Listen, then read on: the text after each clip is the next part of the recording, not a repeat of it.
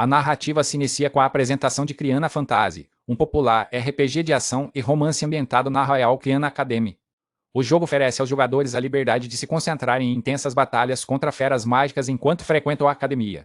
Alternativamente, os jogadores podem optar por se envolver em rotas românticas com as heroínas da academia, levando a múltiplos finais possíveis.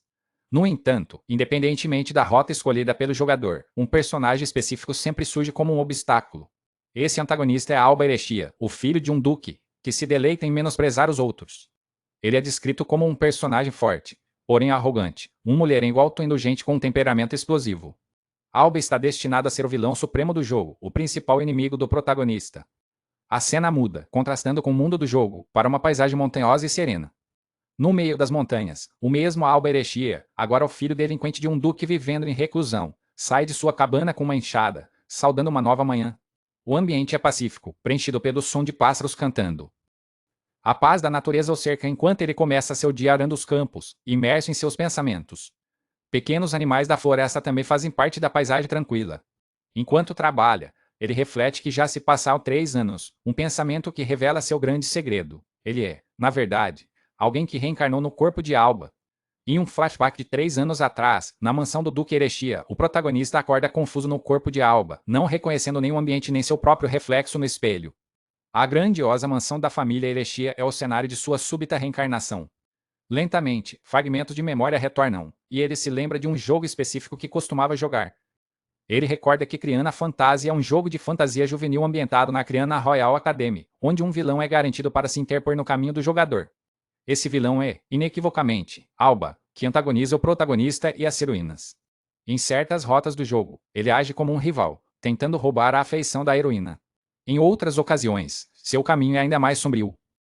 Ele pode sucumbir ao mal e se tornar o destruidor da própria academia. Seu olhar se enche de malícia e poder corrompido. Não importava a rota ou as escolhas do jogador, Alba estava destinada a ser o vilão final. Seus atos de vilania eram uma constante em todo o jogo. Ele se manifestava como uma força de destruição inevitável. A memória do protagonista sobre o jogo é incompleta, pois ele nunca completou todas as rotas. No entanto, ele se lembra de Alba vividamente devido à sua persistência irritante. Olhando para seu reflexo, a terrível verdade o atinge. Ele reencarnou como Alba, uma única e avassaladora conclusão domina sua mente confusa. A percepção o atinge com força. Sua mente em pânico só consegue chegar a uma resposta. A resposta é que Alba está fadada a morrer. Sua morte é um evento roteirizado, ocorrendo seja em um duelo com o protagonista por uma heroína ou como punição por suas más ações. Não importa o caminho tomado no jogo. A bandeira da morte de Alba é inevitável. Ele se recusa a aceitar passivamente esse destino.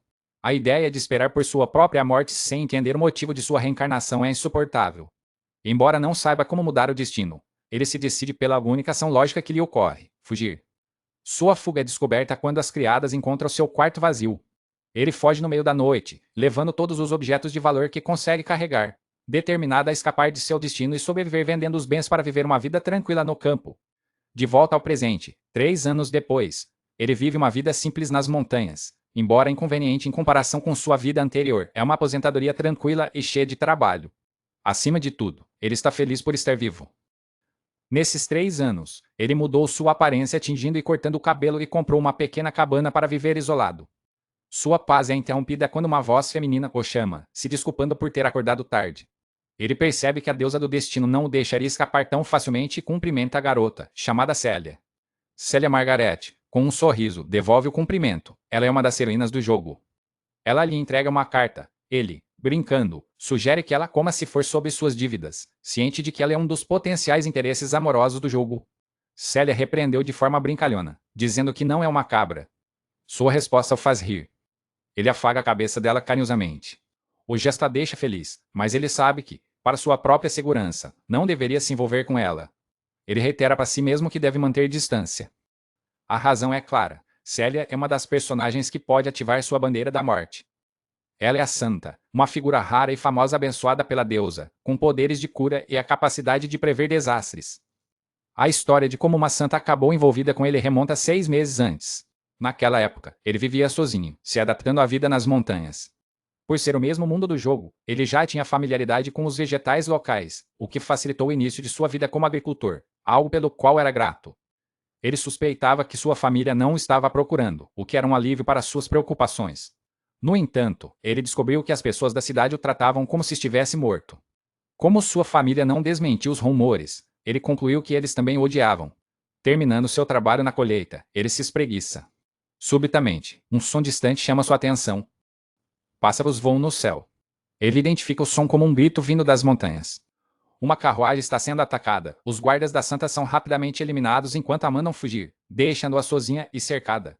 Célia fica encurralada pelos assassinos, tremendo de medo. Enquanto um dos agressores se aproxima para o golpe final, ela grita desesperadamente. Antes que a lâmina a atinja, um raio explode o atacante. A velocidade do evento choca tanto Célia quanto os outros assassinos. Alba surge do clarão, declarando que, embora não saiba o que está acontecendo, não se deve fazer garota chorar. Ao se virar para Santa, ele sente que o rosto dela é familiar, e ela também parece reconhecê-lo. A realização o atinge. Ele se lembra dela, uma das heroínas do jogo. Ele fica profundamente perturbado. A razão pela qual se isolou nas montanhas era para evitar encontrar qualquer um dos personagens principais, mas o destino o encontrou. Enquanto ele pondera sobre como a deusa do destino não o deixará escapar, os assassinos restantes saltam para atacá-lo. Célia grita para ele fugir. Contudo, ele decide que, uma vez que o contato foi feito, não há como evitar, ele conjura raios e derrota os agressores facilmente. Célia fica chocada ao testemunhar a derrota de todos os assassinos em um único flash azul. Desde que se isolou, ele treinou implacavelmente para dominar a magia deste mundo. Apesar de saber que é um mundo de jogo, ele sente culpa por tirar a vida de outras pessoas. Percebendo que poderia ter o mesmo fim que eles, sua determinação para resistir ao seu destino com todas as suas forças é renovada. Após a batalha, ele se aproxima da Santa. Ele pergunta se ela está bem. Ele já sabe a resposta, vendo seus companheiros mortos ao redor. Ele se desculpa por não ter conseguido salvar os guardas dela. Em resposta, ela desaba emocionalmente. Caindo de joelhos, ela confessa que não aguenta mais. Seu dever como santa a obriga a viajar em peregrinação, mas ela está sempre sendo alvo, e o ataque de hoje foi a gota d'água. Ela explica que, como santa, detém a segunda posição mais poderosa na igreja, o que a torna um alvo constante para aqueles que cobiçam seu poder ou veem como um obstáculo. O sacrifício constante de inocentes para protegê-la é um fardo que ela não pode mais suportar. Alba reflete que, se visse isso em uma tela de jogo, seria apenas a história de fundo de uma personagem, mas ver a jovem chorando na sua frente torna tudo real. Essa é a realidade, não uma ficção. Suas lágrimas não são pichels, ela é real, e seu único desejo é não ter mais medo e viver uma vida normal. Ele a observa, sentindo o peso de sua dor. O cenário montanhoso testemunha o encontro de dois destinos conturbados. Ele gentilmente afaga a cabeça dela para confortá-la. Com um sorriso caloroso e sem hesitação, ele a convida para sua casa. Surpresa com a oferta repentina, ela o encara, sem palavras.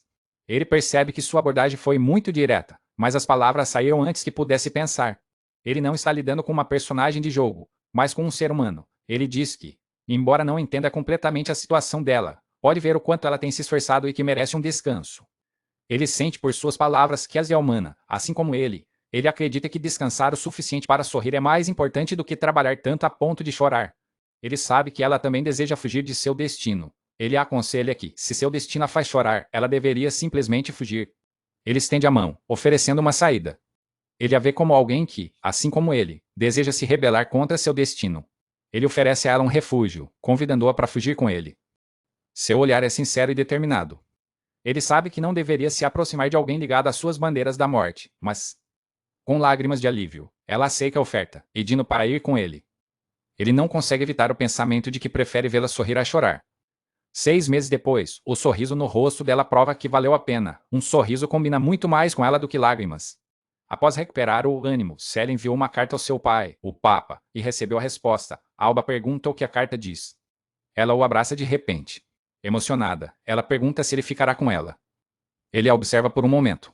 Com um sorriso, ele a tranquiliza, dizendo que, como a salvou, é responsável por ela até o fim. Extasiada, ela o abraça com força, exclamando sua felicidade. No entanto, sua próxima sugestão pega de surpresa. Ele assume que ela precisa que ele a leve até a igreja de seu pai e já se prepara para a punição. Em vez disso, ela mostra um panfleto e sugere que eles vão juntos para aquele lugar. Ele fica chocado ao ver que é um panfleto para a Academia Criana. O palco principal de Criana Fantasy. Para ele, aquele lugar não é uma escola, mas sim um cadafalso, transbordando com suas bandeiras da morte. Ele havia prometido a si mesmo nunca se aproximar daquele lugar, mas a deusa do destino parece ter outros planos. Célia explica que seu pai sugeriu a academia como um lugar para ela ter uma vida normal.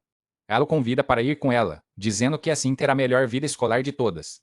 Ele responde com um sorriso forçado. Por dentro, ele está gritando em protesto, pois não quer, de forma alguma, ir para a academia. Apesar de seus esforços para viver uma vida tranquila nas montanhas, Alba se vê em uma carruagem a caminho da Academia Criana, o epicentro de todas as suas bandeiras da morte. Dentro do veículo, Célia aponta com entusiasmo para a grandiosidade da academia. Ele, por sua vez, mal consegue disfarçar o nervosismo, consciente de que está sendo arrastado de volta para o destino que tanto tentou evitar. A paisagem urbana da capital real se desenrola diante deles, um cenário muito diferente da reclusão montanhosa a que ele se acostumou. Notando sua palidez, a jovem pergunta se ele está se sentindo bem. Ele desconversa, atribuindo seu mal-estar a um simples enjoo da viagem.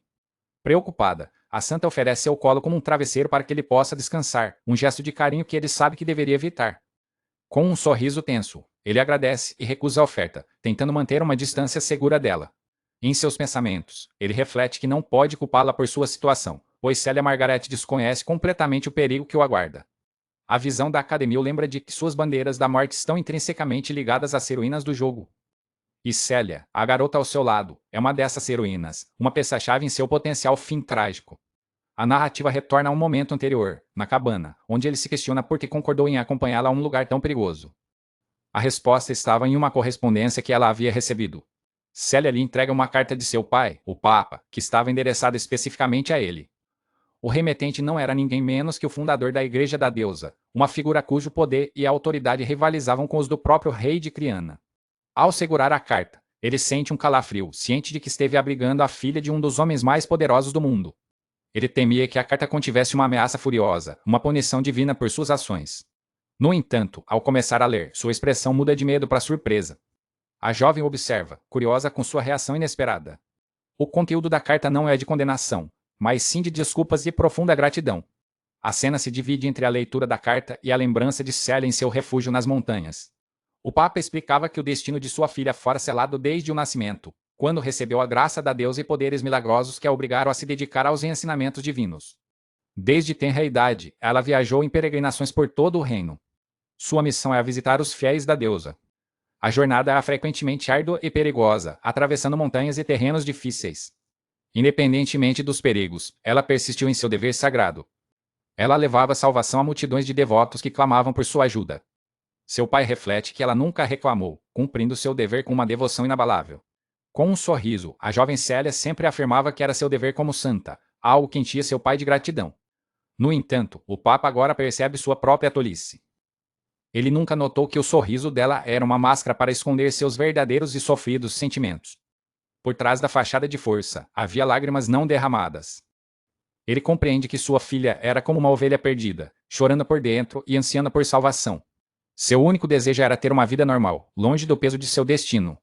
O Papa reconhece que Alba foi quem a salvou. Ele o vê como o salvador de sua filha. Na carta, o líder religioso expressa sua mais profunda gratidão, acreditando que Alba salvou não apenas a vida de Célia, mas também sua alma. Ele afirma que, como pai, deseja apoiar o sonho de sua amada filha de alcançar a vida normal que ela tanto almeja. Com humildade, ele convida o rapaz a rir daquele velho pecador. Com um olhar determinado, o jovem reencarnado responde em seus pensamentos que não irá rir. Ele diz a Célia que o pai dela é um homem maravilhoso, e ela, confusa mas feliz, concorda com um sorriso. A leitura continua, mas um novo trecho faz Alba gemer de aborrecimento, despertando a curiosidade da garota. A carta revela o verdadeiro pedido do Papa, que Alba frequente a Academia Criana ao lado de Célia. O local é descrito como uma instituição de elite, reunindo os mais talentosos fiéis da deusa e oferecendo uma educação inigualável. A expressão dele se torna tensa ao processar o pedido. Ele relata à jovem o desejo de seu pai. O Papa acredita que lá ela finalmente poderá viver a vida que deseja. O líder religioso expressa que sua mente estaria em paz sabendo que alguém tão forte quanto o rapaz, que derrotou o assassino sozinho, estaria ao lado dela. Ele também afirma ter certeza de que a própria Célia deseja permanecer com seu salvador. A câmera se afasta, mostrando a vastidão do desafio que se apresenta diante deles. Percebendo a expressão perturbada dele, Célia o tranquiliza, dizendo com um sorriso sincero que não se importa de ir para a academia sozinha.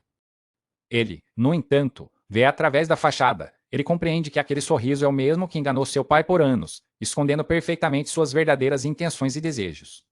Numa tentativa de dissuadi-la, ele argumenta que a academia é um lugar perigoso, cheio de pessoas arrogantes e mal-intencionadas. Ele adverte sobre os inúmeros homens que, sem dúvida, tentarão seduzir uma garota bonita e ingênua como ela. Em um tom elevado, ele pergunta se ela ainda deseja ir. Ela ouve suas preocupações com atenção. Ela o chama pelo nome, compreendendo sua intenção protetora. Com otimismo, ela responde que, apesar dos perigos, está certa de que também encontrará muitos amigos. Ele tenta outra tática, avisando-a que perderá todo o seu tempo livre com estudos nos quais não tem interesse. Ela rebate com entusiasmo, explicando que, por ter estudado apenas a Bíblia, está ansiosa para aprender coisas novas. Ele insiste que um lugar desconhecido a esgotará, mas ela se declara animada para explorar um novo ambiente. O sorriso dela é contagiante e determinado. Derrotado por sua persistência, ele também sorri. Após uma breve pausa, ele finalmente cede e concorda em ir com ela, extasiada. Célia o abraça com força. Embora saiba que está caminhando para o perigo, ele se decide a enfrentar seu destino, pois acredita firmemente que um sorriso combina muito mais com o rosto dela do que uma expressão triste. Célia agradece a Deus por sua orientação, o que irrita Alba, que sente que a mesma divindade o está guiando diretamente para sua morte. Uma suspeita sombria surge em sua mente. Teria sido a deusa quem o trouxe para este mundo em primeiro lugar. Sua reflexão é interrompida por outro trecho da carta que o faz estremecer. Notando sua reação, Célia pergunta se ele mudou de ideia, mas ele nega nervosamente, assombrado pelo postscriptum. O final da carta contém um último desejo do pai dela. A mensagem é uma ordem direta e ameaçadora. Não se atreva a fazer minha filha chorar. E assim, sem outra escolha, ele parte com ela em direção ao seu cadafalso. Eles finalmente chegam ao seu destino, a Academia Kiana. Ao desembarcarem da carruagem, ambos ficam maravilhados com a magnitude do edifício. Para Alba, a academia é muito mais imponente e real do que a imagem que ele via na tela de um jogo. O caminho para a entrada é ladeado por estátuas imponentes, como a de um herói lendário. Outra estátua retrata a figura da deusa, a quem Célia serve. Uma terceira estátua representa uma besta sagrada, um unicórnio. Célia admira as esculturas, mas Alba sente um calafrio, tendo a certeza de que cada uma está ligada a eventos do jogo que ele não consegue recordar.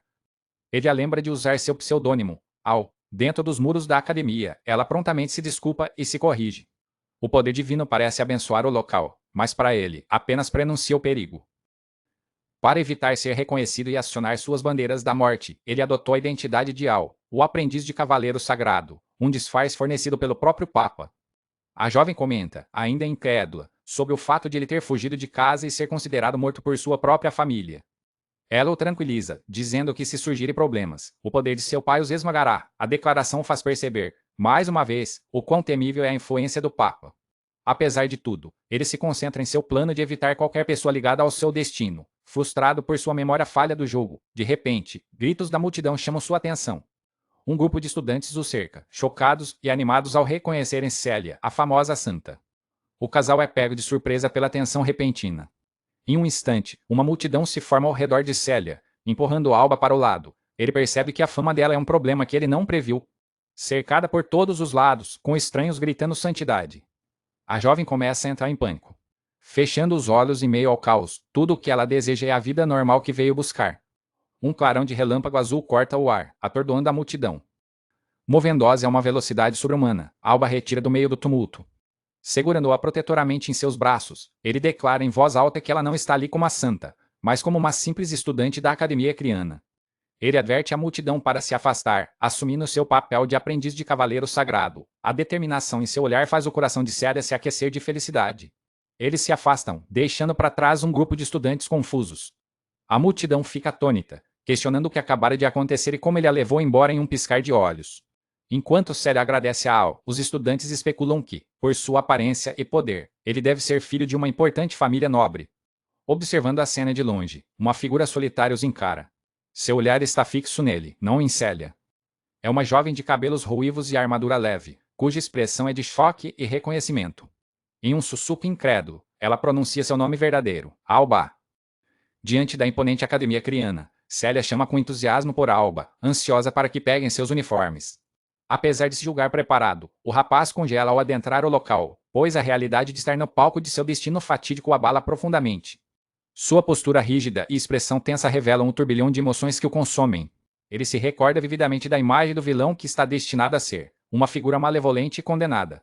A premissa do jogo ecoa em sua mente. É na academia que Alba Erechim encontrará sua ruína. Dominado pela ansiedade, seu punho se fecha com força, tremendo diante do inevitável.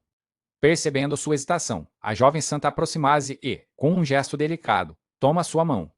Seu toque é gentil e reconfortante, uma âncora em meio à sua angústia. Com um sorriso radiante, ela o tranquiliza, dizendo para não ter medo, pois ela está ao seu lado. As palavras dela dissipam parte de sua tensão, e ele sorri de volta, sentindo-se patético por ser consolado pela pessoa que deveria proteger. Ele reflete sobre a inversão de papéis, ciente de que a responsabilidade de protegê-la recai sobre ele. Adentrando o edifício, ele se depara com um corredor majestoso. A arquitetura grandiosa do interior da academia os recepciona. Os dois param diante de um enorme e impressionante vitral que domina o salão principal. Enquanto a moça especula que a arte representa o herói protegendo a deusa, ele se limita a admirar as dimensões da obra. Seguindo seu instinto devoto, Célia se ajoelha para orar diante da imagem sagrada. O jovem a observa com um sorriso, notando que, independentemente do lugar, ela nunca deixa de rezar por todos. No entanto, a prece da santa se revela surpreendentemente pessoal, pedindo a deusa para que fiquem na mesma classe. Eles seguem para a sessão de distribuição de uniformes. Um professor de aparência peculiar os informa que foram designados para a classe unicórnio e lhes entrega os trajes. Célia comemora por estarem na mesma turma. Para o alívio de Alba, o professor os encoraja a aproveitar a vida escolar, mas o rapaz reencarnado suspeita que o velho esteja ligado a algum evento do jogo. Ao saírem do prédio, ele se sente aliviado por nada ter sido acionado ainda, enquanto sua companheira expressa sua animação para vestir o uniforme novo. Em sua empolgação, ela o chama por seu nome verdadeiro, Alba. Pecando de surpresa.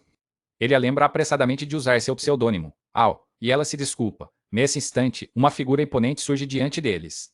Uma jovem guerreira os interpela, questionando com um olhar penetrante se ele é, de fato, Alba, apesar da cor diferente de seu cabelo. Os cabelos ruivos e ardentes da recém-chegada são inconfundíveis para ele. Ele a reconhece instantaneamente, para a identidade original que ele herdou. Aquela mulher era uma figura inesquecível. Seu nome é Helena, uma das heroínas e alvos românticos do jogo, e, para seu desespero, uma das chaves para sua bandeira da morte. A espadachim exige saber por que ele está na companhia da santa. O casal troca um olhar nervoso, a tensão se instalando no ar.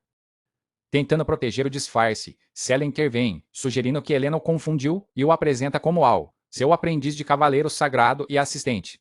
A santa se posiciona entre os dois, tentando contornar a situação. A guerreira desdenha da explicação, achando ridícula a tentativa de disfarce ao simplesmente remover o Bade Alba. Em pânico, Célia se atrapalha em uma explicação confusa, acabando por confirmar que ele realmente fugiu de casa, o que Helena percebe imediatamente. Enquanto o rapaz tenta contê-la, as informações continuam a escapar. Helena conecta os pontos. Ele encontrou a santa após sua fuga. Com um olhar acusador, ela o confronta com a suspeita de que ele mesmo espalhou o boato de sua própria morte. Ele tenta se esquivar, fingindo ignorância sobre o assunto. Sem aviso, Helena desembainha sua espada e o ataca. Ele se esquiva por pouco enquanto ela o adverte para parar de se fazer de tolo. O semblante chocado dele revela que ele percebeu a seriedade mortal por trás do ataque dela. Enquanto uma multidão se forma ao redor, Célia grita seu nome em preocupação, mas ele a instrui a ficar para trás. Com a lâmina apontada para ele, a espadachim exige uma resposta final sobre sua identidade. Os espectadores reconhecem Lady Helena da prestigiosa família Persia. Eles também identificam seu oponente como o assistente da santa, aumentando a confusão. Pressionado, ele percebe que não há como evitar o confronto.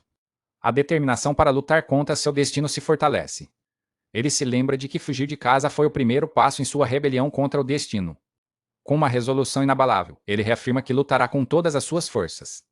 A reação da multidão mostra a gravidade e o espetáculo inesperado do confronto. Com calma, ele insiste que seu nome é Al. Helena sorri friamente, aceitando sua resposta e dizendo olhe para gravar em seu corpo o que está por vir. Ela o ataca novamente, declarando ser a punição por enganar a família Persia. Ele reconhece o perigo, sabendo que ela é a melhor espadachim do jogo. Em meio à fúria do ataque, ele nota uma expressão de tristeza nos olhos dela. O nome dela ecoa em sua mente enquanto ele processa a complexidade da situação. A guerreira avança com um grito de guerra, pronta para desferir outro golpe. Em um piscar de olhos, ele desaparece em um clarão de luz, reaparecendo instantaneamente atrás dela, para o choque de todos. De sua nova posição, ele aconselha se acalmar. Atônita, ela mal consegue processar como ele se moveu tão rápido. Reagindo por instinto, Helena ataca para trás, mas ele detém a lâmina com apenas 2 dedos. O gesto demonstra um controle e poder que desafiam a lógica. A espadachim fica boquiaberta, incrédula com o que acabou de acontecer. A multidão, incluindo Célia, compartilha do mesmo espanto, testemunhando um feito aparentemente impossível. Ele a encara com um sorriso confiante, revelando a verdadeira extensão de seu poder mágico. Em um flashback, ele relembra seus estudos sobre magia, aprendendo sobre as afinidades elementares e a necessidade de se harmonizar com a natureza.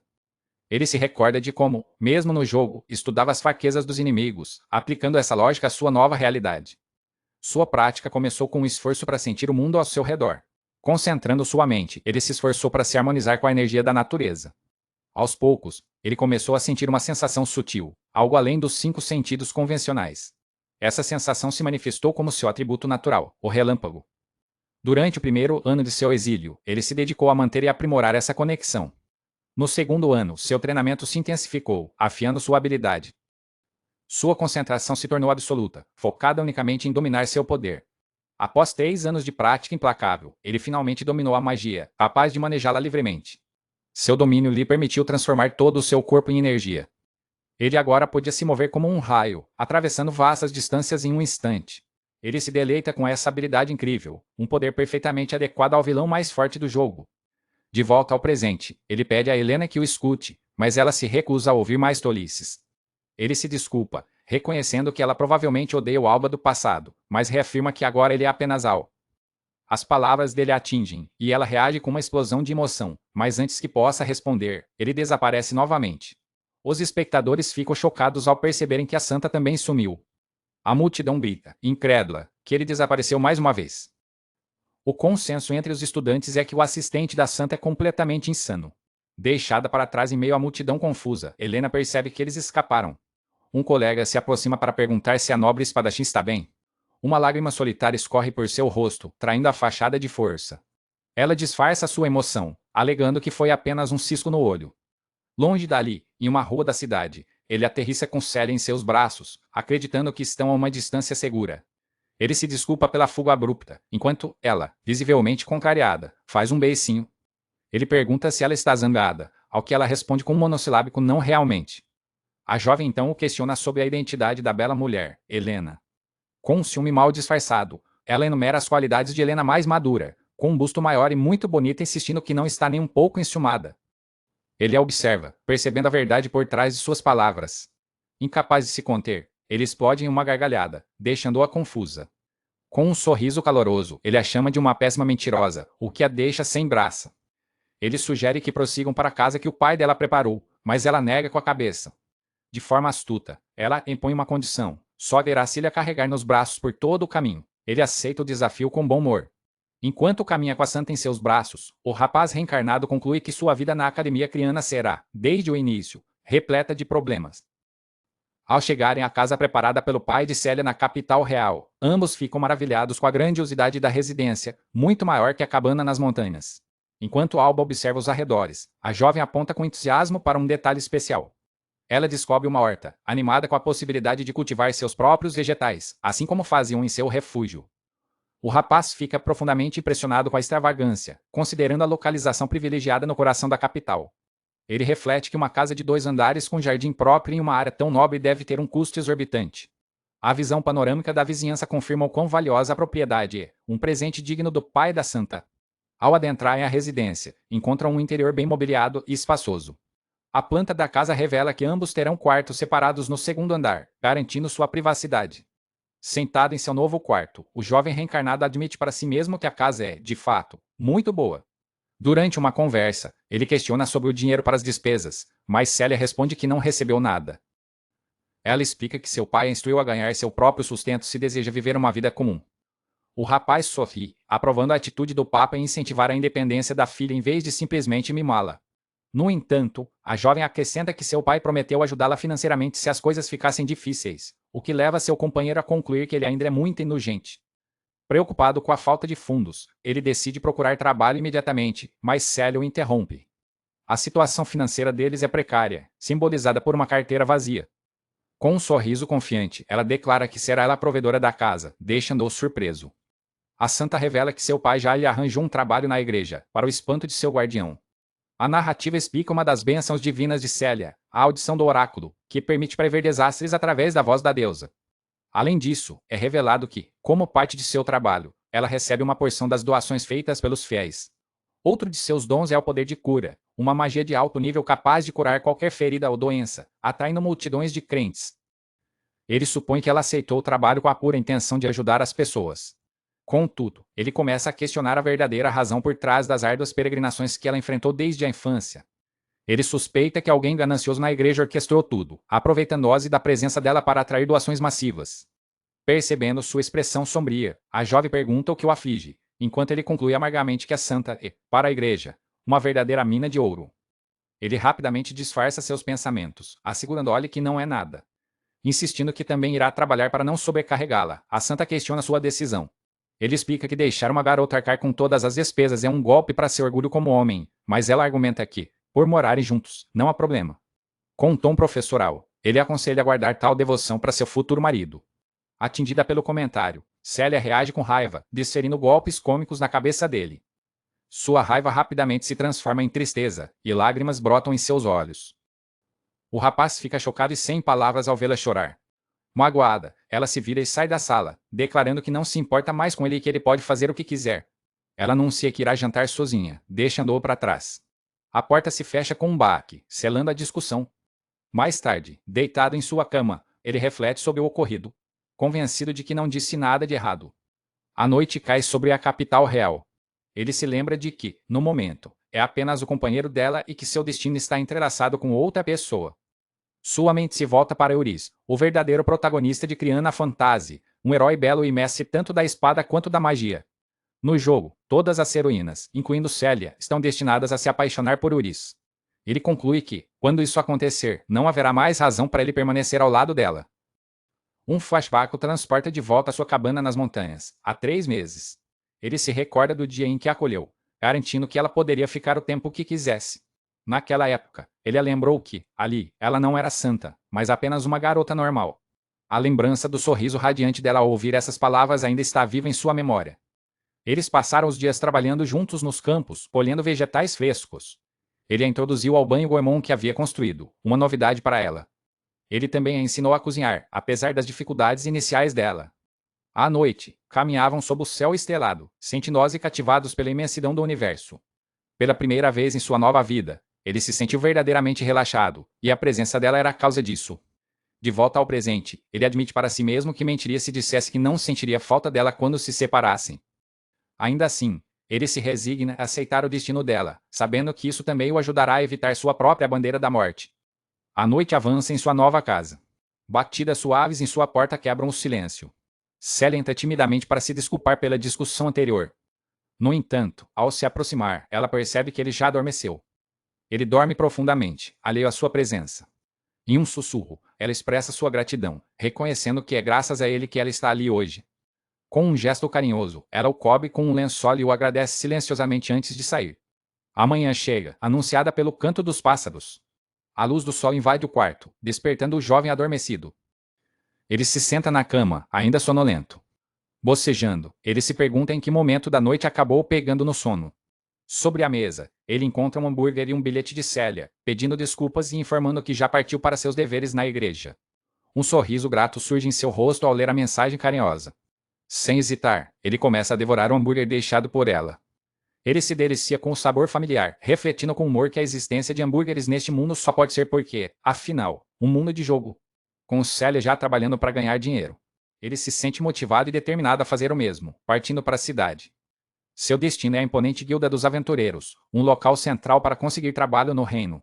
A guilda atua como uma intermediária, gerenciando e atribuindo uma vasta gama de trabalhos, desde entregas simples até o extermínio de bestas mágicas. Aqueles que aceitam essas missões perigosas em troca de dinheiro e fama são conhecidos como aventureiros. No jogo, tornar-se um aventureiro não era necessário para a história principal, mas na vida real, ele vê isso como a maneira mais rápida de ganhar dinheiro.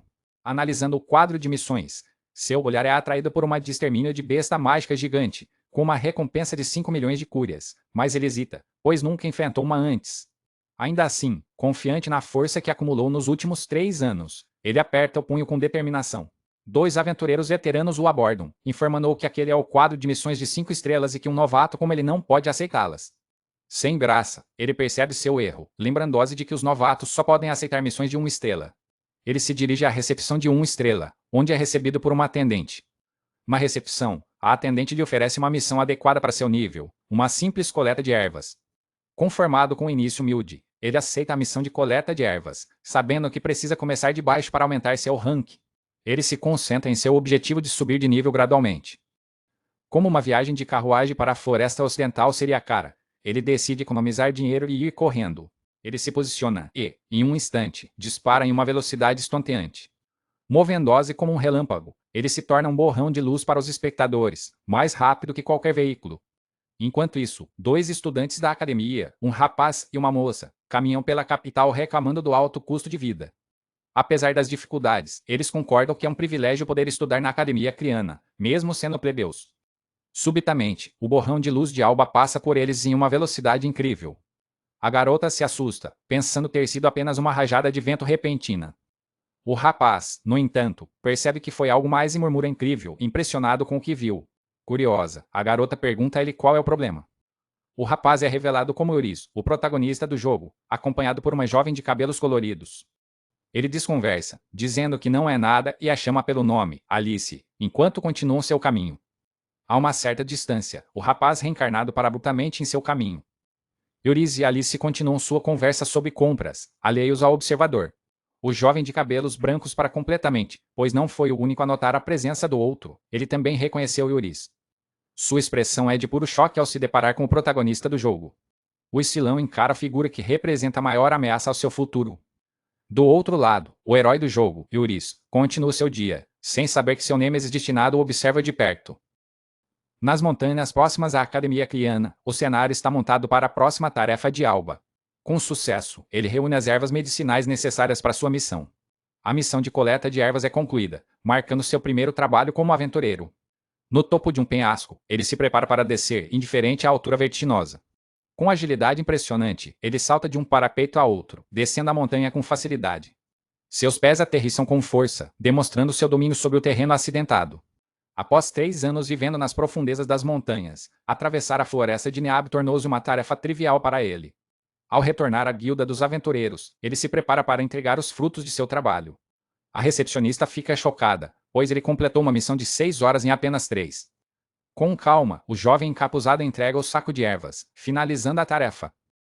Questionado sobre sua velocidade, ele revela que simplesmente correu, deixando a atendente pasma com sua proeza. Com a missão oficialmente concluída, ela lhe entrega a recompensa monetária. Ele recebe 10,000 cúrias, um pagamento modesto por uma missão de 1 estrela. Deixando a guilda, ele reflete que precisará subir de rank rapidamente para ganhar mais, enquanto seus pensamentos se voltam para Célia. Sua expressão é determinada, focada em seu novo objetivo. Enquanto isso, na igreja, Célia cumpre seus deveres como santa, oferecendo preces a uma multidão de fiéis devotos. Os seguidores a observam com expressões de pura alegria e adoração. O sorriso radiante da jovem santa ilumina o salão sagrado. Um sacerdote observa a cena, satisfeito com a felicidade que a presença dela traz aos devotos. Graças à sua imensa popularidade, Célia acaba ganhando mais de 10 vezes o valor que Alba conseguiu no mesmo período.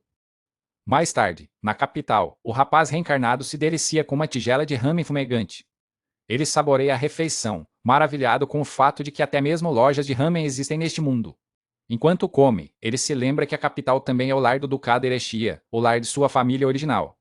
A mansão de sua antiga família surge em sua mente.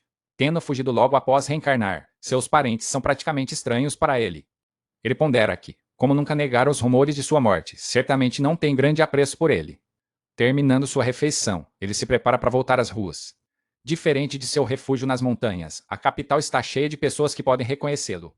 Ele precisa permanecer alerta para evitar encontros indesejados, como com Helena. Ao sair da loja, ele reforça sua determinação de não baixar a guarda, pois qualquer descuido pode acionar uma bandeira da morte. A tranquilidade do dia é subitamente quebrada. Gritos ecoam pela rua quando um cavalo em disparada semeia o pânico, e uma jovem tropeça em seu caminho. Aterrorizada, a garota só pode observar enquanto o animal avança implacavelmente em sua direção. Seu grito de desespero preenche o ar no instante antes do impacto iminente. Um clarão ofuscante de relâmpago azul intercepta a besta, envolvendo a cena em uma luz intensa. O flash azul crepita com energia, detendo a ameaça em um piscar de olhos. Emergindo da luz, Alba pergunta à garota atônita se ela está bem. Quando a poeira assenta, a multidão vê a figura encapuzada de pé sob o cavalo agora subjugado. Com um sorriso, ele se certifica de que a jovem não se feriu.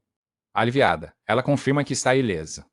Ele desce do animal e, com um gesto gentil, pede desculpas por tê-lo nocauteado. A garota expressa sua imensa gratidão por ter sido salva. No entanto, ela comenta que seu rosto lhe parece familiar, o que o deixa em alerta, enquanto a multidão explode em aplausos. Os espectadores celebram seu ato heróico, maravilhados com sua coragem e poder. Agindo por impulso, ele se repreende por ter chamado tanta atenção e rapidamente puxa o capuz para esconder o rosto. Ele teme que, se continuar se destacando, sua verdadeira identidade como Alba Erechia seja inevitavelmente descoberta. Nesse momento, um grupo de cavaleiros chega para investigar a confusão. O líder deles, um homem imponente, questiona a causa do tumulto. A jovem resgatada o identifica imediatamente como Duque Roy Erechia, para o choque de Alba. Roy, por sua vez, reconhece a garota como Mina, da baronia Lupica, a quem encontrou em sua cerimônia de sucessão.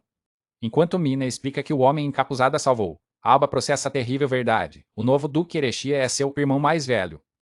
O pânico se instala em sua mente ao perceber a gravidade da situação. O Duque expressa sua gratidão ao Salvador Anônimo, tanto como responsável pela ordem pública quanto como amigo da família Lupica. Alba permanece em silêncio, sabendo que não pode, sob nenhuma circunstância, permitir que seu irmão descubra sua identidade. A falta de resposta de Alba intriga Roy, que questiona se ele está sendo ignorado ou simplesmente rude. O olhar do Duque se estreita, desconfiado. Tentando se esquivar, o jovem reencarnado murmura uma desculpa e tenta se afastar. Para seu horror, Roy o chama pelo nome Alba, fazendo-o parar abruptamente. O choque é visível em seu rosto, pego completamente de surpresa. Roy explica que a voz do estranho o fez lembrar de seu irmãozinho tolo. Ainda desconfiado, ele pede para ver o rosto sob o capuz, mas Alba recusa, alegando que seu rosto não é digno de ser visto por um duque. Os olhos de Roy fixam-se nele, a suspeita crescendo a cada segundo. Com uma voz autoritária, o nobre ordena severamente que ele mostre o rosto. A tensão no local é palpável, com o destino de Alba pendendo por um fio. De repente, uma voz feminina o chama de Al, e Helena surge para intervir na situação. A chegada inesperada da espadachim o surpreende ainda mais. Mina observa a recém-chegada com curiosidade. Roy reconhece imediatamente a nobre da família Persia. Os cavaleiros observam a interação entre os nobres. Helena cumprimenta Roy educadamente, assumindo o controle da cena. Alba se vê encurralado. Atrás dele, seu irmão que o quer morto. À sua frente, sua ex-noiva que o despreza. O pânico toma conta dele ao perceber que está cercado por duas pessoas que conhecem seu verdadeiro eu. Ele encara Helena, o tigre à sua frente. Ele sente o olhar de Roy, o lobo às suas costas, e se pergunta desesperadamente o que fazer. Quando Roy pergunta se ela conhece o homem, Helena mente com naturalidade, afirmando que Al é seu amigo, um escudeiro em treinamento. Confuso com a ajuda dela, ele ouve enquanto ela inventa que veio procurá-lo porque ele estava atrasado para o encontro deles. Ela acrescenta que ajudar os necessitados e se atrasar é típico de um cavaleiro em formação. Ele a encara, questionando internamente por que sua ex-noivo está protegendo. Roy questiona a afirmação, e Helena insiste que jamais confundiria Alba com outra pessoa. Com um olhar calculista, ela joga sua cartada final, lembrando a todos que, além de ter sido sua noiva, Alba está supostamente morto. Seus olhos se encontram com os de seu irmão em um momento de silenciosa avaliação. O Duque pondera as palavras dela, atenção suspensa no ar. Alba observa a troca, seu destino nas mãos deles. Roy finalmente cede, concordando que seu irmão tolo não existe mais e se desculpa com Al pelo engano. Com o assunto resolvido, o Duque se oferece para escoltar Lady Mina para casa, confirmando para si mesmo que Alba é considerado morto. Mina se vira para seu salvador uma última vez. Com um sorriso agradecido, ela se despede. Ele aceita seus agradecimentos com um aceno de cabeça. Enquanto o grupo de Roy se afasta, Helena e Alba ficam sozinhos na rua, agora tranquila. Os dois se encaram em silêncio por um momento. Não querendo se envolver mais, ele agradece a Helena pela ajuda e tenta partir rapidamente. No entanto, sua fuga é interrompida quando a ponta da espada dela pressiona suas costas, detendo-o em seu caminho. Com a lâmina agora em sua garganta, a guerreira chama por seu nome verdadeiro, Alba, desfazendo qualquer pretensão. Com um olhar ameaçador, ela adverte que revelará sua identidade ao Duque se ele continuar a se fazer de bobo. Ele tenta, sem convicção, manter a farsa, mas seu nervosismo o trai. Derrotado, ele levanta as mãos em rendição e concorda em explicar tudo, frustrado por já estar em apuros antes mesmo de começar as aulas. Ele amaldiçoa silenciosamente a deusa do destino. Ele sente que a divindade nunca perde uma oportunidade para atormentá-lo. Sua vida parece um roteiro cruelmente escrito pela própria divindade do destino. Ele está preso em uma corrida constante contra as bandeiras da morte predestinadas, com as heroínas do jogo sendo as chaves para sua ruína. Na academia criana, a cerimônia de entrada começa com o diretor parabenizando os novos alunos, a juventude que carregará o futuro, e exortando-os a aprimorar sua sabedoria. A imponente arquitetura da academia serve como pano de fundo para o início de um novo ano letivo. Entre os novos rostos na multidão de estudantes, estão os personagens centrais dessa nova fase da história. Um arco decorado marca a entrada para a cerimônia, acolhendo os calouros. Com um entusiasmo contagiante, o excêntrico diretor declara que uma luz brilhante, guiada pela própria deusa do destino, ilumina o caminho dos estudantes. Célia comenta sobre a energia do diretor, enquanto Alba se lembra dele como um personagem do jogo que fornecia dicas. Com a cerimônia concluída, os dois conseguem se matricular na academia sem problemas. No entanto, o rapaz reencarnado sabe que é dentro da academia que suas verdadeiras bandeiras da morte começarão a surgir. O destino final de Alba Erechia no jogo é, invariavelmente, a morte. Ele pondera sobre as 5 rotas do jogo, cada uma com uma heroína diferente, todas ligadas à sua ruína predestinada. Ele já está perigosamente envolvido nas rotas de Célia e Helena. Acumular ainda mais bandeiras da morte seria um erro terrível. Uma das 3 heroínas restantes é a princesa, um personagem secreto que não pode ser encontrado na academia, o que a torna uma preocupação menor por enquanto. O verdadeiro problema reside nas outras 2, Alice, a amiga de infância do protagonista, e Lily, a discípula do Sado, pois ambas são suas colegas de classe. Ainda mais preocupante do que as heroínas é outro indivíduo que Alba deve evitar a todo custo. Em meio à multidão de alunos, ele avista o protagonista do jogo. A figura em questão é Euris, o personagem principal de Criana Fantasy, mas sim porque quase todos os vilões do jogo encontram seu fim em suas mãos. Enquanto observa secretamente, seus olhos se encontram com os de Euris por um instante. O olhar de Euris é curioso, notando a atenção do outro estudante. Alba desvia o olhar rapidamente, deixando Euris confuso com a reação abrupta. Ao lado dele, Célia percebe sua agitação e pergunta o que é de errado. Do outro lado, Alice também questiona Euris, mas ambos disfarçam, dizendo que não é nada. O rapaz reencarnado resolve silenciosamente passar seus dias na academia sem chamar atenção para si, especialmente de Euris. Mais tarde, na sala de aula da turma Unicórnio, a arquitetura interna da academia é tão grandiosa quanto seu exterior. Alba e Célia se encontram sentados juntos. Eles rapidamente se tornam o centro das atenções, com os outros alunos cochichando sobre a presença da famosa santa na academia. Ele percebe que será impossível passar despercebido ao lado dela. Ele nota o nervosismo de sua companheira, que se sente desconfortável com os olhares. Ele compreende que, a este ritmo, a vida escolar normal que ela tanto desejava será difícil de alcançar. Enquanto ele se pergunta o que fazer, a jovem santa toma uma decisão. Para sua surpresa, ela se levanta e se dirige à turma. Com um sorriso radiante, ela se apresenta como Célia Margaret, uma estudante do primeiro ano na turma Unicórnio. Ela esclarece que não está ali como a santa, mas como uma colega de classe, e pede a todos que a chamem simplesmente de Célia. A sala de aula explode em aprovação, e ela instantaneamente conquista o coração de todos, aliviado. Alba percebe que uma de suas preocupações foi resolvida. No entanto, um novo problema surge quando uma colega pergunta a Célia quem é o rapaz ao seu lado. Outros estudantes começam a reconhecê-lo vagamente, lembrando-se de rumores desagradáveis. Ele é cercado por olhares desconfiados dos outros alunos. Alba percebe tardiamente que, com tantos nobres na academia, há um grande risco de sua verdadeira identidade ser descoberta, apesar das mudanças em sua aparência. Nesse momento, Célia intervém, apresentando-o como seu amigo e aprendiz de cavaleiro sagrado, Al. Ele acha a desculpa dela implausível, duvidando que alguém acreditaria. Ele pensa que é impossível fazer as pessoas se darem bem com um cara suspeito como ele do nada. No entanto, o carisma da santa se prova mais uma vez. Para seu espanto, os outros alunos aceitam a explicação imediatamente e o recebem calorosamente, fazendo-o reconhecer o poder assustador da influência de Célia. Ela lhe lança uma piscadela cúmplice. Ele responde com um sorriso de gratidão silenciosa. Logo depois, outro estudante se aproxima para cumprimentar Al. É Helena, que revela que eles agora são colegas de classe na turma Unicórnio. Enquanto os outros cochicham sobre a beleza de Helena, Célia pergunta se é a garota do outro dia, e Alba confirma, sussurrando que já lhe contou a verdade. Ele explica em voz baixa que Helena é, na verdade, sua ex-noiva. A espadachim se vira para Célia e se desculpa formalmente pelo problema que causou anteriormente. A santa fica boquiaberta com a revelação. A notícia de que ele tinha uma noiva a deixa completamente chocada e submersa em confusão. Um flashback mostra Alba e Helena conversando em um terraço com vista para a cidade. Naquela conversa, Helena o questiona sobre sua fuga de casa. Ele confirma que abandonou sua vida anterior para renascer como uma nova pessoa. Ele se abstém de mencionar sua reencarnação, sabendo que ela não acreditaria. Ele também teme que revelar a verdade sobre as bandeiras da morte seja incompreensível para ela. A cena da conversa de 3 anos atrás continua. Helena relembra que, na época, sua família recebeu uma carta rompendo o noivado em meio a rumores de que ele havia desaparecido, morrido ou sido assassinado. Quando ele pergunta se ela também o odiava, a guerreira admite que sua família ficou radiante por se livrar de um delinquente.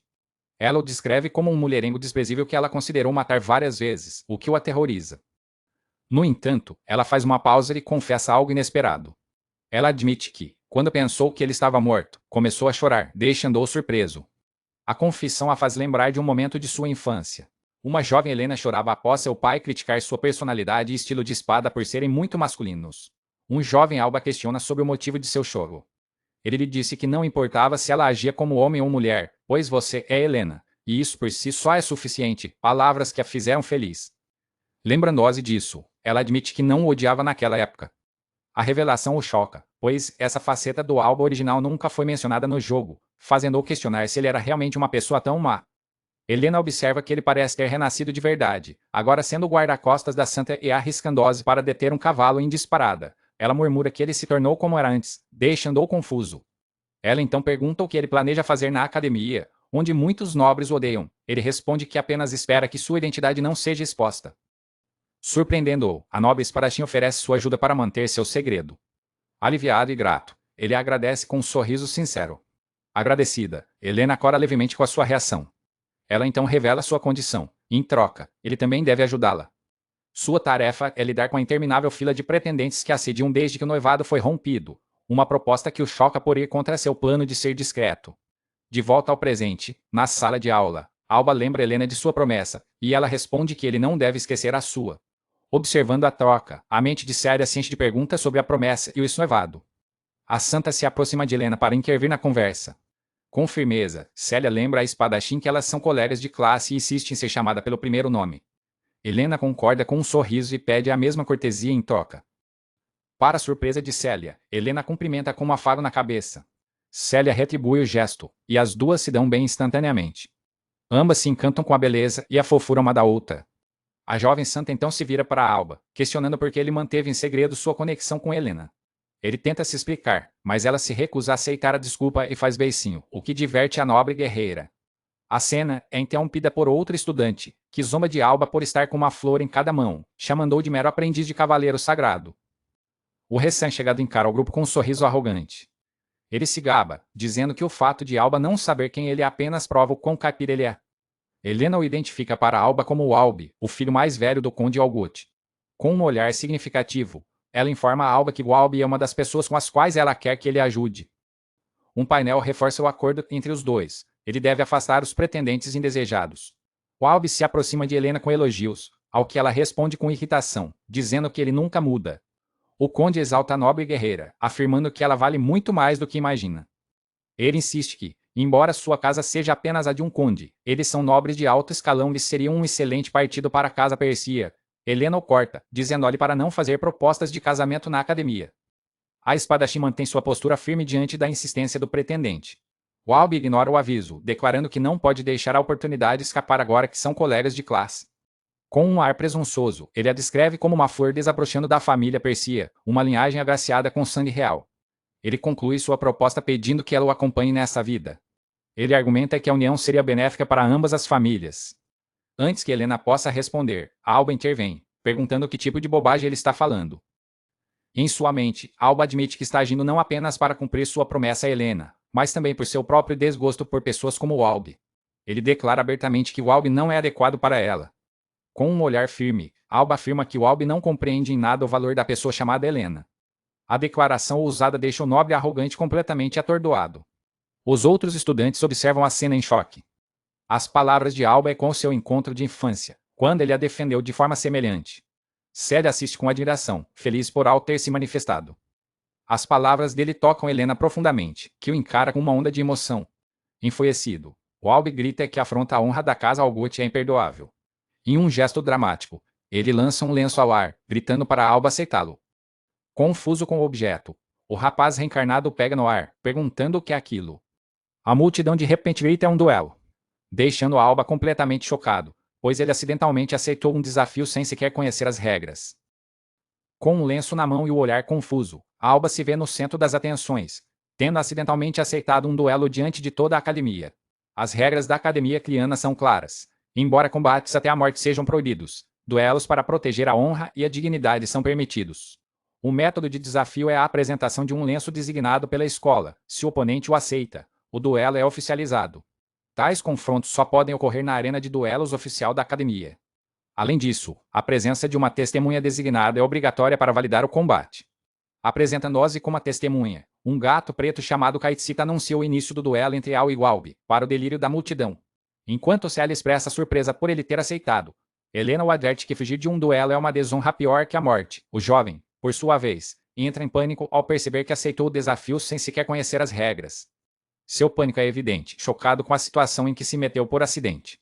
Walby zomba de seu oponente, chamando-o de caipira e oferecendo uma última chance para desistir, enquanto Kaitsita os instrui a declarar o que está em jogo. Alba recorda que, no jogo, o sistema de duelos era um evento secundário, sem qualquer relação com suas bandeiras da morte. Com um sorriso presunçoso, Walby declara sua condição. Se vencer, Al deverá se afastar de Helena, e ele tomará a santa para si. A ameaça contra Celia desperta uma fúria fria em Alba. Livre da preocupação com seu destino, ele aceita firmemente o desafio. Ele impõe sua própria condição. Se vencer, Walby deverá se manter longe de ambas. Confiante em sua vitória, Walby concorda com desdém. Com os juramentos feitos, Kaitsita dá início oficial ao duelo. O semblante do rapaz reencarnado é de pura concentração, preparado para o combate. Na vasta arena, sob o olhar atento da multidão, os dois duelistas se encaram. Preocupada, Celia pergunta a Helena sobre a força de Walby, e a nobre guerreiro o identifica como feiticeiro das chamas. Ela explica que, no que diz respeito à magia de fogo, ele é considerado o melhor entre os alunos do primeiro ano, o que choca a jovem santa. Walby inicia um encantamento, reunindo uma imensa quantidade de mana de fogo em sua mão. Alba observa com calma, notando que seu oponente está começando com um feitiço. Pela intensidade da mana, Kaitsita percebe que Walby está preparando um encantamento de alto nível. Gritando chama infernal, Walby lança uma colossal bola de fogo em direção a Alba. A arena é abalada por uma explosão violenta que impressiona a todos. A multidão de estudantes reage com espanto à demonstração de poder. Preocupadas, Celia e Helena gritam o nome de Al em meio ao caos. A fumaça da explosão envolve a área, ocultando o resultado do ataque. A poeira assenta lentamente, revelando a devastação causada pelo feitiço. Walby explode em gargalhadas, convencido de que seu adversário foi reduzido a cinzas. Ele pergunta ao árbitro se matar em um duelo é considerado crime, ao que o gato responde que não. Kaitsita, no entanto, lembra que seu papel como testemunha é evitar mortes desnecessárias, deixando Walby confuso. O gato esclarece que ainda não há necessidade de sua intervenção. De repente, Alba aparece ileso atrás de Walby, comentando calmamente que a chama foi impressionante. Ele aponta que um encantamento tão longo deixa o usuário completamente vulnerável. Walby, atordoado, mal consegue reagir, enquanto o árbitro se maravilha com a velocidade do jovem. O nobre arrogante exige saber como seu oponente apareceu subitamente atrás dele. Aqueles que já viam a Alba lutar reconhecem seu movimento instantâneo, e Helena observa a cena com atenção. Ela se recorda de como ele usou essa mesma habilidade para se esquivar de seu ataque. E até mesmo para deter sua lâmina com uma velocidade incrível. A nobre espadachim pondera que aquele movimento é quase desumano. Antes que ela possa terminar seu pensamento, uma nova voz na multidão fornece a resposta: relâmpago. A garota misteriosa explica que ele não gera o fenômeno, mas transforma seu próprio corpo em relâmpago. Ela elabora que a magia comum adiciona um fenômeno ao mundo, mas Alba se torna o próprio fenômeno, permitindo-lhe usar magia sem encantamento. A jovem reflete sobre a complexidade e o perigo de tal habilidade, reconhecendo o nome ao do anúncio do duelo. Ela conclui que o poder que ele exibe pertence ao domínio de seu mestre, o sábio. A figura na multidão é uma jovem de cabelos rosados e uniforme da academia. É Lily, uma das heroínas de Kiana Fantasy e discípula do sábio, que declara com determinação que não perderá para ele. De volta ao duelo, Walby recua apressadamente ao ver seu oponente ileso. Declarando que não o deixará escapar, ele começa a entoar outro feitiço. Alba o adverte novamente que isso apenas o deixa vulnerável. Ignorando o aviso, Walby continua, e Alba se transforma em um clarão de luz. Ele avança em um instante, atacando antes que o encantamento seja concluído. O impacto do ataque elétrico é iminente. Alba atinge Walby com força total, arremessando-o para longe. O nobre é lançado para fora do ringue e cai no chão. Enquanto Alba se pergunta se exagerou, Kaitsita o anuncia como o vencedor. A multidão irrompe em aplausos para o vitorioso, enquanto uma equipe de gatos médicos corre para socorrer Walby, que está inconsciente, mas ileso. Na plateia, Yuriz e sua amiga de infância Alice, outra heroína, observam a cena, maravilhados com a habilidade de Alba de usar magia sem encantamento. Enquanto Alice acredita que ele venceu com um único golpe, Yuriz a corrige, dizendo que ele nem sequer o tocou. A percepção geral dos outros estudantes é de que foi uma vitória esmagadora com só ataque. O protagonista do jogo explica que Al apenas projetou sua mão para frente. Ele detalha que Alba se aproximou e parou seu movimento antes de fazer contato físico. No entanto, a velocidade sobre-humana do gesto criou uma onda de choque massiva, que foi o que arremessou seu oponente para fora da arena. A explicação deixa Alice ainda mais impressionada com a proeza de Al. Yuris confirma a incrível demonstração de poder. Alice observa que Yuris também é extraordinário por ter sido capaz de perceber e analisar um movimento tão rápido. Para a maioria dos espectadores, tudo o que se viu foi um mero clarão de luz azul. A percepção visual da maioria dos estudantes não foi capaz de acompanhar a ação. No entanto, Yuris, o protagonista, foi capaz de ver e compreender cada detalhe do movimento. Curiosa, Alice pergunta se ele venceria em uma luta contra Al, já que foi capaz de seguir seus movimentos. Ele pondera que apenas ver algo não garante a capacidade de reagir. Alice insiste, perguntando se isso significa que ele perderia. Yuris expressa seu pensamento a Alice, com um olhar determinado. Seu perfil se destaca contra o fundo, enquanto ele considera a questão. Ele desconversa, dizendo que não há necessidade de eles lutarem. No entanto, ele conclui com confiança que, se Al trouxesse sofrimento para alguém que ele preza, ele não perderia. Após o duelo, Alba é recebido por Célia e Helena. Célia o elogia por sua força, enquanto Helena expressa sua surpresa com o nível de seu poder. Questionado sobre como adquiriu tal habilidade, ele responde que treinou arduamente durante seu tempo nas montanhas. Ele mantém para si o segredo do talento natural do Alba original. Em seus pensamentos, ele reflete que, no jogo, Alba era um personagem com potencial para se tornar o chefe final. Com treinamento sério, ele poderia se tornar o personagem mais forte, capaz de superar até mesmo o protagonista. Essa constatação reforça sua confiança em sua própria força. Helena observa que, para alguém que odiava o esforço, ele se tornou uma pessoa completamente diferente. Ele reafirma que renasceu. Célia pergunta se sua versão anterior era realmente tão terrível, e a nobre guerreira confirma, descrevendo-o como a escória da escória. Apesar da descrição, a jovem santa afirma que, para ela, ele é a pessoa mais maravilhosa que existe, fazendo-o corar. Ela o abraça com carinho, e ele a lembra de usar seu pseudônimo na academia. Ele se preocupa por ter exagerado, mas Célia garante que qualquer um que importune Helena merece ser arremessado para longe. Ela promete curá-lo com seu poder se algo acontecer, e ele a chama de uma santa confiável. Observando-os, Helena agradece a Al por ter lutado o duelo por ela. Ele a lembra de que fez uma promessa. Com um sorriso determinado, ele reafirma que prometeu salvá-la. A declaração faz a nobre guerreira corar e concordar timidamente. Alba acredita que tudo está bem, pois o duelo não acionou nenhuma bandeira da morte, mas sua percepção se mostra ingênua. Sem que ele percebesse, o destino continuava a avançar, reunindo todas as figuras-chave da trama. Um a um, os principais jogadores do destino estão sendo arrastados para o palco. Em sua residência na capital, a rotina matinal começa a se estabelecer alguns dias após o início das aulas. Alba dorme profundamente em seu quarto, alheio ao novo dia que se inicia. Célia o chama com entusiasmo, anunciando que o café da manhã está pronto. De forma brincalhona, ela se senta sobre ele para despertá-lo. O rapaz reclama que não consegue respirar, ao que ela responde que foi a única maneira de acordá-lo.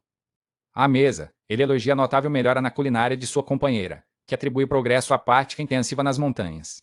O jovem se oferece para cozinhar o jantar, e a santa prontamente pede seu famoso nikujaga. Ao se preparar para sair, ela o lembra de não esquecer sua marmita. Ela lhe entrega o almoço cuidadosamente embalado. Ao receber a marmita, o rapaz reencarnado se surpreende, pois o objeto faz lembrar dos bentos de sua vida passada. Percebendo sua hesitação, a jovem pergunta se há algo de errado. Ele disfarça, dizendo que não é nada, e ela os apressa para que não cheguem atrasados à academia. A caminho da escola, a moça comenta o quanto acha as aulas divertidas, enquanto seu guardião admite achá-las difíceis. Ao chegarem aos portões da academia, eles encontram Helena e a cumprimentam. Durante a aula, ele reflete sobre como sua vida escolar tem sido surpreendentemente pacífica. Desde o duelo no primeiro dia, nenhuma bandeira da morte surgiu. Enquanto o professor faz uma pergunta, Helena responde brilhantemente, e Célia discretamente o repreende por não prestar atenção. Nos corredores, os outros estudantes o evitam, completamente aterrorizados por sua demonstração de poder no duelo. Ele pondera que, graças a isso, tem conseguido se manter afastado de qualquer situação que possa levar à sua ruína. No entanto, apesar da segurança que essa solidão lhe proporciona, ele não pode deixar de se sentir um pouco solitário. O sino toca, anunciando o início do intervalo para o almoço. No refeitório, Helena se aproxima de Célia para almoçarem juntas e pergunta pelo paradeiro de Al. A jovem santa reclama, incrédula, que ele devorou sua marmita sozinho antes mesmo do intervalo começar. Ela acrescenta que ele simplesmente disse que iria tirar uma soneca e partiu, levando a nobre guerreira a pensar que, no fundo, ele continua o mesmo delinquente de sempre. Fiel à sua palavra, Alba cochila tranquilamente sob a sombra de uma árvore no pátio da academia. Sua razão para evitar o almoço é estratégica. No jogo, almoçar com as heroínas aumenta a favorabilidade, um gatilho para suas bandeiras da morte. Enquanto descansa, uma figura feminina se aproxima e para diante dele. A recém-chegada pergunta timidamente se pode se juntar a ele para o almoço. Pego de surpresa, o rapaz desperta em um sobressalto. Ele reconhece a garota como Mina, a jovem que ele salvou do cavalo desgovernado alguns dias antes. Ela se apresenta formalmente, ainda o tratando com certa reverência. Mina explica que ficou surpresa ao saber que seu salvador era um colega do primeiro ano e, como forma de gratidão, preparou uma marmita para ele. A oferta o deixa chocado. Ele reconhece a situação imediatamente. É um clássico evento de almoço do jogo. Sua mente corre, tentando identificar a garota. Ele repassa mentalmente as heroínas principais de Criana Fantasy, mas não se lembra de nenhuma personagem chamada Mina entre elas. Ele conclui, aliviado, que ela deve ser apenas uma personagem secundária. Interpretando seu silêncio como uma recusa, a jovem começa a se desculpar por incomodá-lo. Agindo rapidamente, ele pega a marmita de suas mãos. Com um sorriso, ele agradece e diz que aceitará com prazer, para a imensa felicidade dela. Por ela não ser uma personagem principal, ele acredita que não há perigo em aceitar sua gentileza. Sentado sob a árvore, ele elogia a comida, dizendo que está deliciosa, o que a deixa radiante. Ele a instrui a abandonar as formalidades, pois são colegas de classe. Ela concorda, corando levemente, e passa a chamá-lo apenas de Al. Ele adverte que se aproximar dele pode ter consequências sociais, já que os outros alunos o evitam. Com uma determinação surpreendente, Mina afirma que foi uma decisão dela e que não se importa com a opinião alheia. O rapaz fica impressionado com sua força de vontade e seu olhar sincero. Ela acrescenta, com um sorriso, que há benefícios em sua amizade. Brincando, ela sugere que, se forem amigos, talvez ele a salve novamente no futuro, o que os faz rir. Entrando na brincadeira, ele promete com um grande sorriso que fará tudo ao seu alcance para ajudá-la. Uma voz cortante interrompe o momento, perguntando se eles estão se divertindo, o que o assusta. Célia surge com um sorriso forçado e uma aura ameaçadora, questionando por que ele está flertando com outra garota após se recusar a almoçar com ela. Visivelmente intimidada, Mina anuncia que precisa voltar para a sala, deixando-o confuso. Ele tenta desesperadamente explicar que é um mal-entendido. A jovem se despede de Célia com uma reverência apressada e se retira. Os três ficam em um silêncio constrangedor por um momento, antes de Mina se afastar. Ao sair, a garota reconhece Célia como a santa, revelando o verdadeiro motivo de sua partida súbita. A sós com a santa, ele explica que a garota era Mina, uma colega de classe que ele ajudou na cidade. Ele acrescenta que ela pertence à baronia Lupica, uma família que Helena também conhece. A jovem comenta que, sendo uma colega, Mina provavelmente participará do próximo evento, uma observação que o atinge como um raio ao se lembrar do que está por vir. Sua mente exibe uma tela do jogo, anunciando o primeiro grande evento de Criana Fantasy, a excursão juvenil. O evento serve como um tutorial, onde os alunos devem lutar contra bestas mágicas facas na floresta de Neab enquanto coletam ervas. No entanto, para ele, esse evento é crucial, pois as escolhas feitas aqui podem aprofundar laços com as heroínas e levá-lo diretamente a uma bandeira da morte. Dias depois, os estudantes chegam à floresta de Neab para a excursão. Célia expressa seu nervosismo, mas ele a tranquiliza. O cenário da floresta de Neab se estende diante deles, um local de teste para os calouros. Helena também intervém para acalmar a jovem santa, garantindo que estará lá para protegê-la. Um professor assume a liderança, instruindo os alunos a segui-lo. Com excesso de confiança, o professor assegura a todos que não perderia para uma mera besta mágica. Conhecendo o roteiro do jogo, o rapaz reencarnado sabe que o sorriso do professor desaparecerá em breve e relembra as 4 rotas possíveis do evento. A primeira opção é resgatar e curar os estudantes ao lado de Célia. A segunda é lutar contra as bestas mágicas em conjunto com Helena. A terceira envolve o resgate de Alice, a amiga de infância do protagonista, que se perdeu. A quarta e última opção está ligada a Lily, embora os detalhes lhe escapem da memória. Ele sabe que, em qualquer uma dessas rotas, o protagonista Yuriz inevitavelmente aparecerá. Sua escolha deve ser extremamente cuidadosa para não cruzar o caminho do herói. A excursão começa, com os alunos se espalhando pela floresta. Célia e suas amigas exploram a natureza. Enquanto isso, Helena demonstra sua habilidade com a espada, derrotando facilmente vários monstros e impressionando os colegas. Em outra parte, Yuriz e Alice caminham e conversam despreocupadamente. Isolada, Lily aproveita a tranquilidade para ler um livro.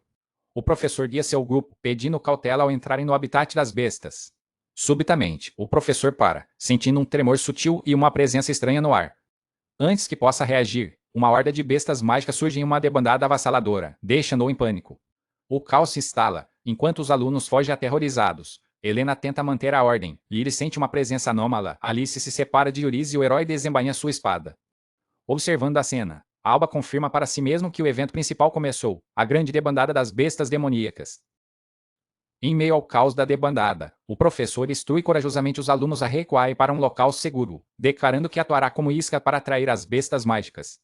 Alba observa a cena se desenrolar exatamente como no jogo, confirmando para si mesmo que o evento da grande debandada das bestas demoníacas teve início. A horda de monstros avança ferozmente, espalhando o pânico entre os estudantes. Enquanto Helena assume a liderança, tentando organizar os colegas, o rapaz reencarnado analisa a situação, ciente de que cada ação sua pode fortalecer seus laços com as heroínas e aproximá-lo de seu fim trágico. Ele reflete que quanto mais se aproxima das protagonistas, mais perto fica de sua própria destruição, um destino que ele precisa evitar a qualquer custo. Com uma determinação fria, ele decide qual caminho seguir. Sua escolha é seguir o roteiro original do vilão Alba, abandonar a todos e fugir da floresta para salvar a própria pele. Enquanto Célia e seus amigos fogem, um deles é brutalmente atacado por um monstro semelhante a um urso. Em desespero, a jovem grita por Alba, atraindo a atenção da criatura para si. Em um piscar de olhos, como um raio, o jovem surge e afasta a besta com um chute poderoso, salvando sua companheira. Aliviada ao vê-lo, ela chama seu nome. Após derrotar o monstro, ele insiste para que Célia saia da floresta imediatamente. Ela agradece, mas se recusa a fugir. A santa usa sua magia para curar o amigo ferido. Apesar do medo, ela declara que deseja ajudar a todos, pois é seu dever. Ela o encara com convicção, afirmando que ficará para ajudar os feridos. Com um olhar cheio de fé, ela pede que Al use seu poder para salvar a todos. Ela expressa sua total confiança de que, com a força dele, todos podem ser salvos. Tocado por suas palavras, ele abandona a lógica e o medo das bandeiras da morte. Com um sorriso, ele admite para si mesmo que fugir para se salvar sozinho seria patético e aceita o pedido dela. Assegurando que cuidará de tudo, ele parte para o combate enquanto Helena luta contra monstros semelhantes a louvar-a-Deus. Célia pede para que ele tome cuidado. A espadachim habilmente derrota seus oponentes, mas é surpreendida por mais duas criaturas que surgem pelas suas costas. Antes que possam atacar, são pulverizadas por um clarão de relâmpago. O rapaz reencarnado surge para ajudá-la, perguntando se ela está bem. Surpresa, a nobre guerreira responde que é claro que está e pede para que não a subestime. Com um piscar de olhos, ele diz que sabe muito bem o quão habilidosa ela é. O elogio a faz corar levemente. Ele adverte sobre o perigo do excesso de confiança, e ela concorda. Ele informa que seguirá para o interior da floresta e confia a ela a proteção da área, ao que a guerreira concorda, pedindo que ele também tenha cuidado.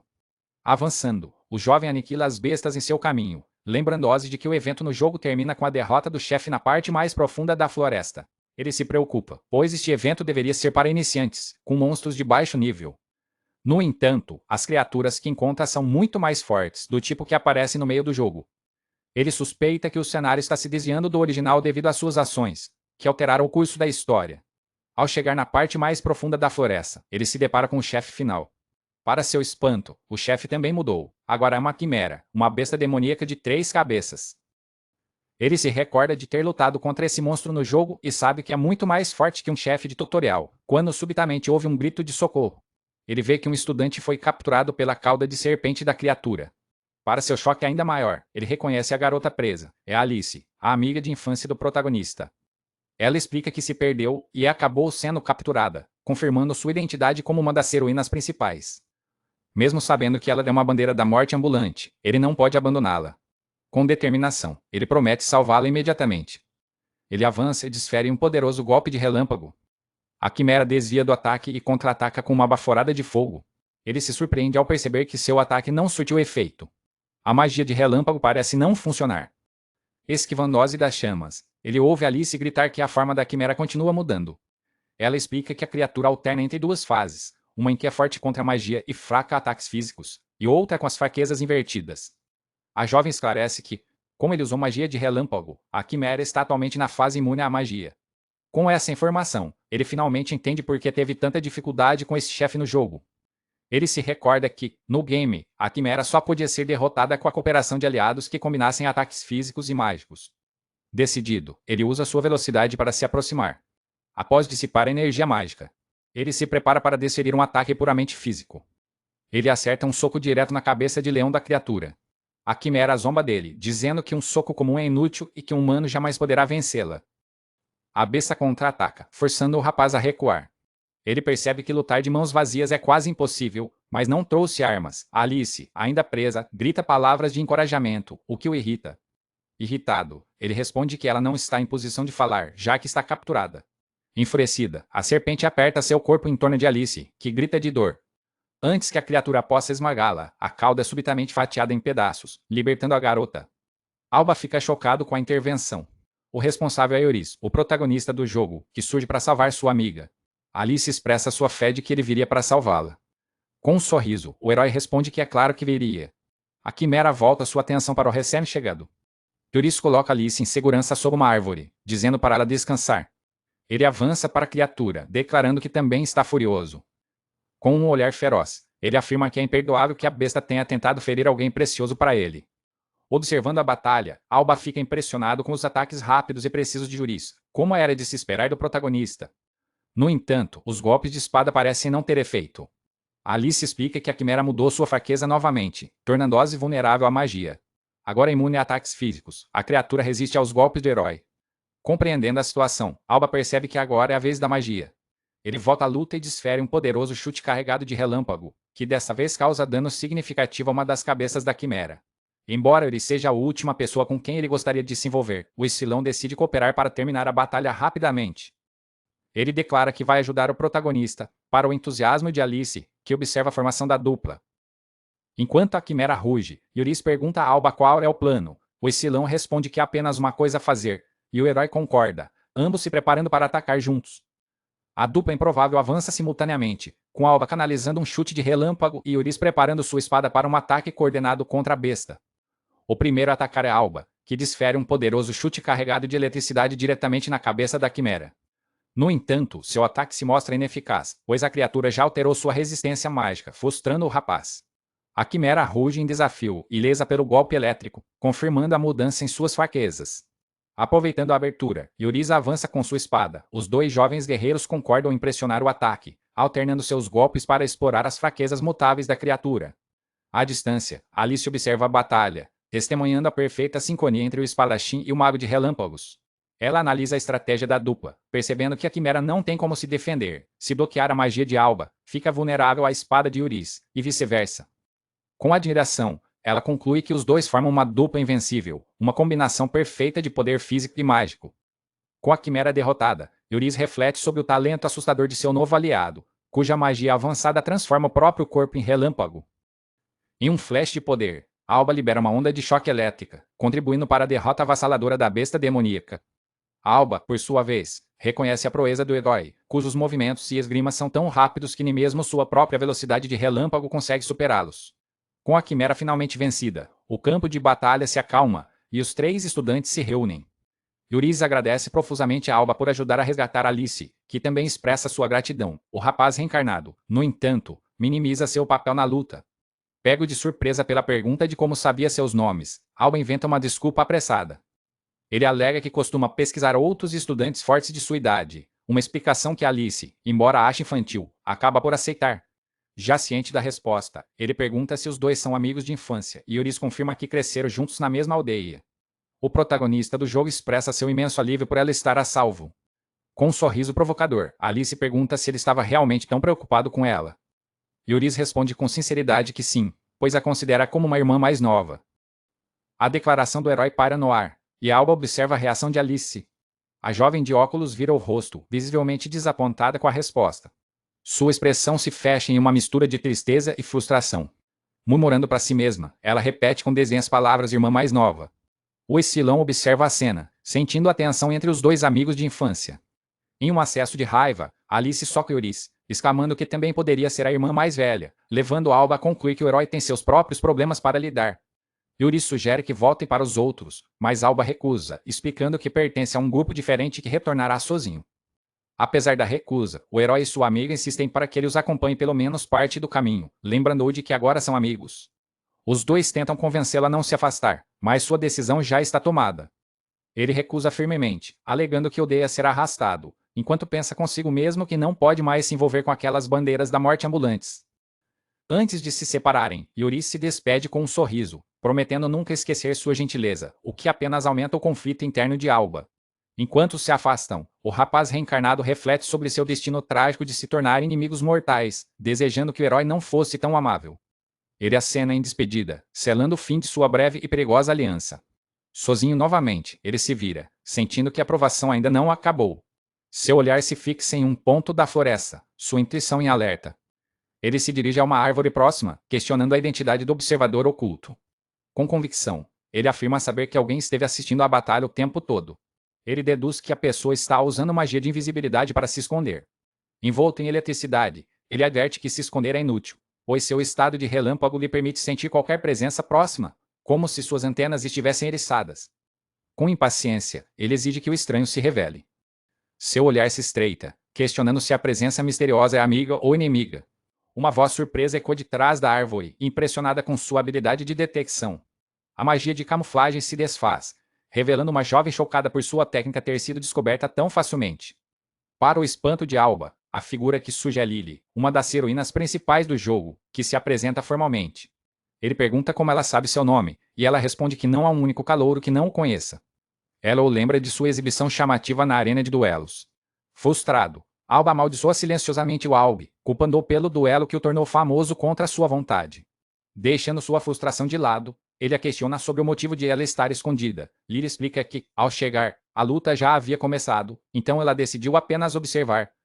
Ela menciona ter reconhecido um tipo de magia especial, algo sobre o qual apenas ouviu falar através de seu mestre. Alba assume que ela se refere à sua magia de relâmpago, completamente surpreso com a sua afirmação.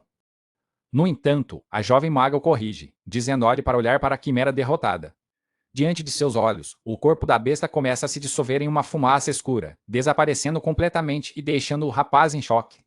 Lyra explica que a criatura desapareceu porque era um fenômeno transferido de outra dimensão, uma cópia fabricada cuja energia mágica se dissipou. Ela cita a teoria da fabricação de fenômenos interdimensionais dos estudos mágicos. A explicação complexa deixa Alba completamente confuso, e ela repete o nome da teoria. Através de um diagrama mental, ele compreende que, enquanto criar fogo por fricção é uma regra natural do mundo, a magia viola essas regras. Ele entende o conceito. Um mago desconhecido usou magia para criar uma cópia da quimera e manifestá-la neste mundo. Alba conclui que a besta desapareceu por não ser real, e Lily confirma, acrescentando que se trata de uma magia especial que pessoas comuns não podem usar. A jovem maga afirma que, muito provavelmente, os alvos do ataque eram os estudantes. A revelação atinge Alba, que percebe a gravidade da situação. Um mal poderoso estava por trás de tudo. De um penhasco distante, duas magas encapuzadas observam a cena, surpresas que um calouro tenha conseguido derrotar uma quimera e reconhecendo o poder da Academia Criana. Uma delas observa que tal poder é esperado, já que a Academia é uma das três grandes autoridades, ao lado da família real e da igreja. A maga líder, sentindo sua energia mágica esgotada, informa sua subordinada, Yoru, que não pode mais usar magia. De volta à floresta, Alba, agora ciente de que o inimigo recuou, sugere que Lily se retire por enquanto. No penhasco, a subordinada pergunta a sua Milady se haverá outra oportunidade para o ataque. A líder dos magos misteriosos sorri enigmaticamente. Com desdém, ela diz a Yoru para cuidar disso sozinha. A subordinada responde que seus poderes não são adequados para combate em grupo, e as duas se teletransportam para longe. Alba reflete sobre os acontecimentos, confirmando sua suspeita de que o cenário do jogo está mudando drasticamente, transformando um evento tutorial em um ataque real. Ele se pergunta se esses magos criadores de bestas estão ligados à sua bandeira de destruição. Com uma determinação sombria, ele jura não ter misericórdia caso se tornem seus inimigos. Lily concorda que o inimigo provavelmente deixou a floresta. Quando Alba se prepara para partir, ela o detém, perguntando quem o ensinou a usar magia. Pego de surpresa, o rapaz hesita por um momento antes de responder. Ele afirma calmamente que é autodidata. A resposta deixa a jovem maga surpresa e intrigada. Seu olhar se torna perspicaz, achando a existência dele fascinante. Com um sorriso enigmático, Lyra declara que desenvolveu um interesse por ele. Ela se despede e parte, deixando-o para trás na clareira. Alba entra em pânico, percebendo que, sem intenção, aprofundou sua relação com outra heroína, ativando mais uma bandeira da morte. Enquanto isso, em outra parte da floresta, Célia usa seus poderes sagrados para curar os estudantes feridos no ataque. Helena, protegendo o grupo, nota que as bestas mágicas restantes estão desaparecendo uma a uma. Próximo a ela, Eurice e Alice percebem que a debandada foi obra de alguém, agora que a ameaça cessou. Observando a cena, Lily solta uma risada discreta e satisfeita. Irritado, Alba percebe que acabou se envolvendo e avançando as bandeiras de destruição com todas as heroínas presentes. Apesar do perigo iminente para seu futuro, ele se reúne com seus amigos. Ele caminha de volta para o grupo, sua silhueta se destacando contra a floresta. Ao ver que todos estão seguros, um sentimento de alívio momentaneamente supera sua preocupação com o próprio destino.